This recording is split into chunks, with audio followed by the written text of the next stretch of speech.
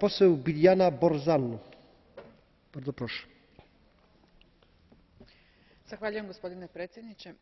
Potpisnica sam ove rezolucije jer prije svega štiti potrošače i poziva na jasna pravila igre na digitalnom tržištu.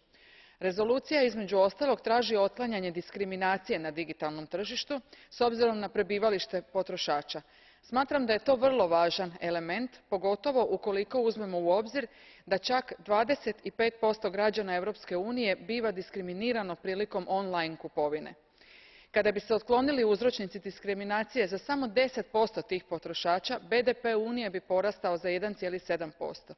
Također, digitalno tržište kakvo je sada ostavlja mnogo prostora za manipulacije na štetu potrošača.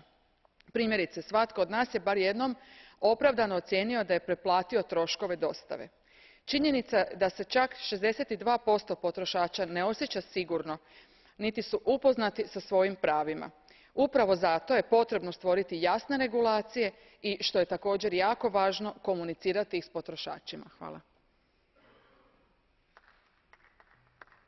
Dziękuję bardzo. Pan poseł Victor Negrescu. Bardzo proszę. O piață digitală comună, ideea în sine se referă la oportunitățile oferite de o piață unică europeană, protejarea pieței economice digitale europene, sprijinirea inițiativelor private în domeniu, drepturi comune pentru utilizatori și producători, reduceri de tarife, accesul liber la internet,